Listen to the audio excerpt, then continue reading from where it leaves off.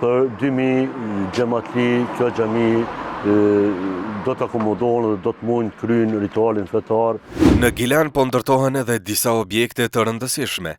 Qendra e Vakëfit dhe xhamia e re në Uglar. E karakterizon një arkitekturë moderne që nuk është e pame, do thotë as në Kosovë, po as në region. Kontur. Në një qytet ku tradita dhe besimi ecin dorë për dorë ndër breza, Këshilli i Bashkësisë Islame në Gjilan mbetet një ndër institucionet më të rëndësishme fetare e kulturore të këtij komuniteti.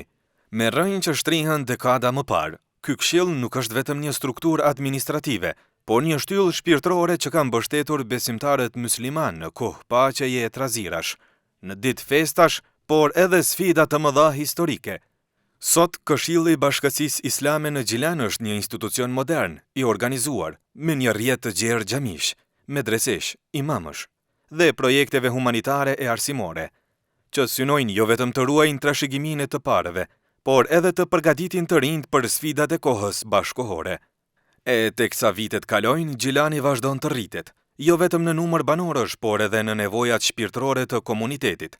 Lagje të reja po zgjerojnë hartën urbane të qytetit, dhe me to lindin kërkesa të reja për hapësira fetare, që do t'i shërbejnë banorëve me dinitet dhe funksionalitet. Një nga këto projekte që ka marrë vëmendje të veçantë është ndërtimi i xhamisë në lagjen e spitalit, një iniciativë që synon të plotësojë një boshllëk të kahershëm në këtë zonë të populluar. Për të kuptuar më shumë rreth këtij projekti, nga ideja fillestare deri tek planet konkrete për ndërtim, biseduam me kryetarin e Këshillit të Bashkësisë Islame në Gjilan, Naim Aliun, i cili na tregon për rëndësinë e këtij objekti dhe impaktin që pritet të ketë për komunitetin lokal. Kjo është xhamia që pranverën e hershme kemi qitë gurthemelin dhe mendimin e Zotit, pra kemi arrit deri këtu dhe inshallah do të vazhdojmë. Kjo xhami është edhe vetë emrin e ka të lagja spitalit, pra është në afërsi shumë të afërt me spitalin regional të komunës së Gjilanit dhe ka një rëndësi të veçantë për qytetarët e komunës tonë, që në mënyrë më dinjitetshme, më komode të kryejnë ritualet fetare.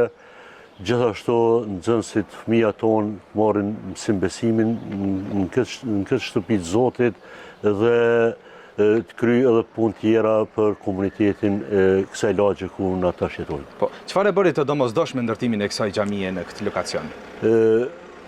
Ndoshta do të kisha filluar për një kronologjie, ku viteve të 90-ta, komuna e Gjilanit në fillim vitit 90 ka pas 4 xhami në qyteti, dhe xhamia 5 është filluar në lagjen Arbria, dhe tash në komunën, në qytetin tonë kemi 11 xhami, dhe po të vish ditën e premte, do të shesh që në xhamin e madhe, xhamin Atek edhe në xhamin Dera Mahall, pra xhamati jonë në përshi, në diell, në borë, pra kryen ritualin fetar për jashta.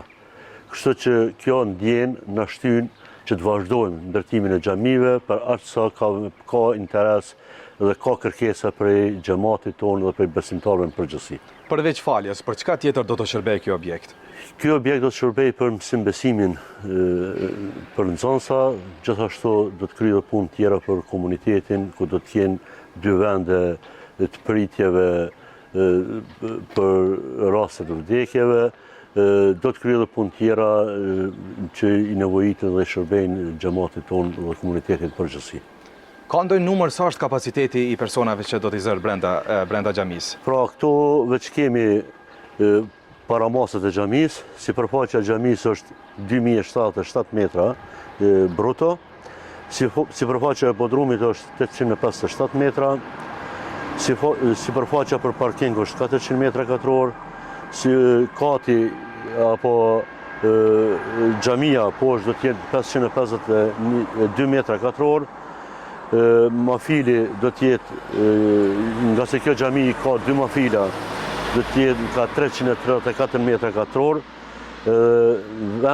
vendfalja total është 1220 metra katror, ose për 2000 xhamatli, kjo xhami do të akomodohen dhe do të mund kryen ritualin fetar në mënyrë dinjitetshme. Pra me një fjalë, kjo xhami do të jetë xhamia jo qendrore se xhamin qendrore që kemi në qytet, por me sipërfaqe më të madhe në Ana Morav. Dhe jo vetëm. Gjithashtu arkitektura saj na dallon prej arkitekturave xhamive tjera, por gjithashtu kemi para pa dhe projekti kësaj xhamie është të ketë 4 minare, pra të ketë 2 katë mafile dhe kupolla saj të jetë prej qelçi që dallon prej xhamive tjera, sidomos në Ana Morav. Saktësisht, cili është roli i qytetarëve në kontributin e këtyre ndërtesave dhe cili është mesazhi juaj për personat që dhurojnë tokë ose donacione në mjete të holla për ndërtimin e xhamive dhe objekteve tjera? Këtë kontributi, këtë infrastruktura e Bashkisë Islame, edhe vakfet, edhe objekti Bashkisë Islame, edhe gjitha xhamit që posedojmë, Këshilli i Bashkisë Islame janë kontribut i xhamatit, është kontribut i besimtarëve. Ne veç e bojmë aranjimin, e bojmë organizimin, i morëm iniciativat për të mirën, kuptohet, besimtarëve, ndërsa kontributi i gjithë është i besimtarëve dhe i xhamatit tonë, që jo një herë, kom përmend disa herë që kemi xhamatin më të mirë. Në Gilan po ndërtohen edhe disa objekte të rëndësishme. Qendra e Vakëfit dhe Xhamia e Re në Uglar janë 2 projekte madhore që shumë shpejt do të japin qytetit një pamje të re, më shpirtërore, më të bukur. Këto vepra po realizohen me përkushtim dhe dashuri për të krijuar hapësira ku bashkohen feja, dija dhe shërbimi ndaj banorëve të Gilanit. Me këto projekte Gilani po dëshmon se në këtë vend po punohet me përkushtim dhe po zhvillohet çdo ditë më shumë.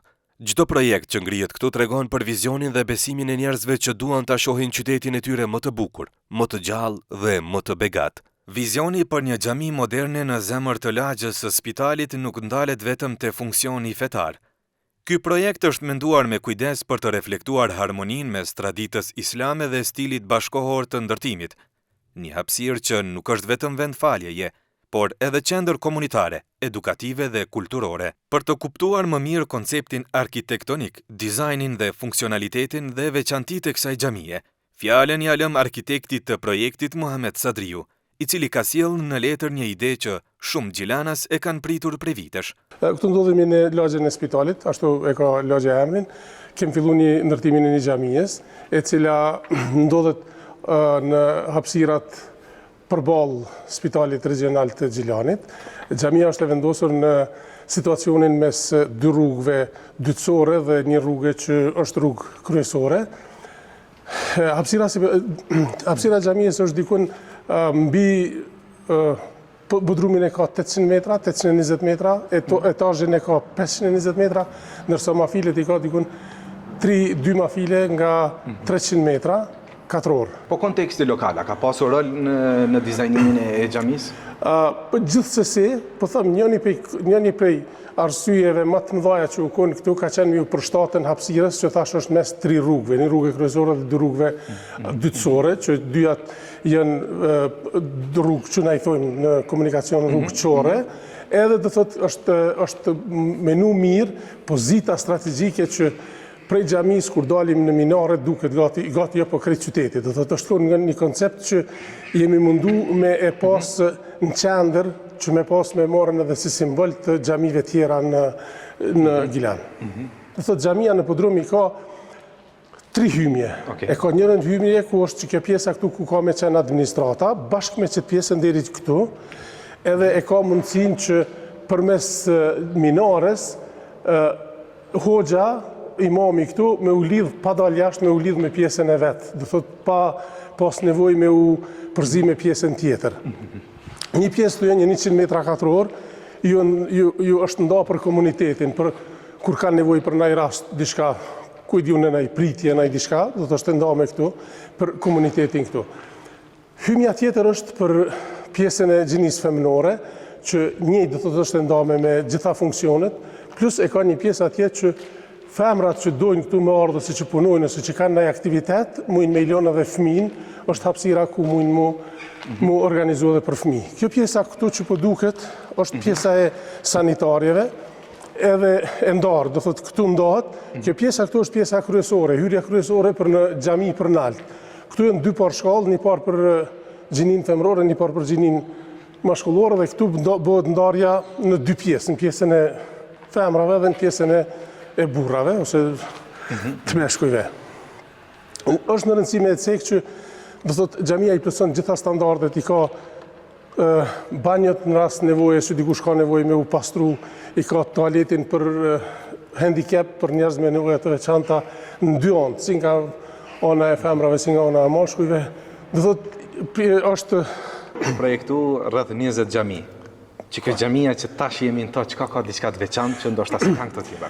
Kjo ka shumë sene të veçanta për xhamive tjera. Xhamit e tjera na janë zakonisht kufizum se janë marruna për fshatra, na për me dimensione minimale. Kjo ka dimensione pak më të mëdha dhe çka e karakterizon një arkitekturë moderne që nuk është e pame, do thotë as në Kosovë, po as në regjion, po nuk i përngjan as arkitekturës moderne, për shembull xhamiave në lindjen e mesme ose në botën arabe. Është një stil pak më i veçantë, edhe i ka karakteristike, do të se i ka 4 minare, po nuk janë minare të zakonshme që na mësu me i po.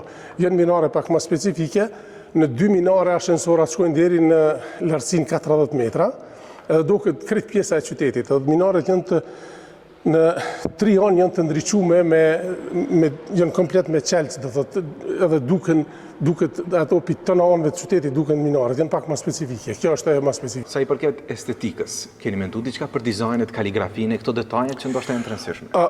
Na po jetojmë në botën e AI-t, na po jetojmë në botën e zhvillimit teknologjik. Na brendësi në interierin e xhamisë është e dizajnuar që 99% ka me u punu me CNC.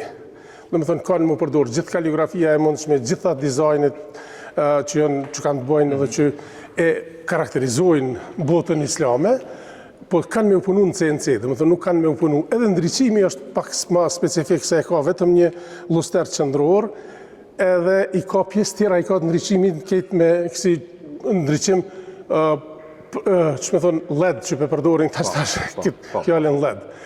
Karakteristik tjetër është se kupolla nuk është kupoll, po është elips.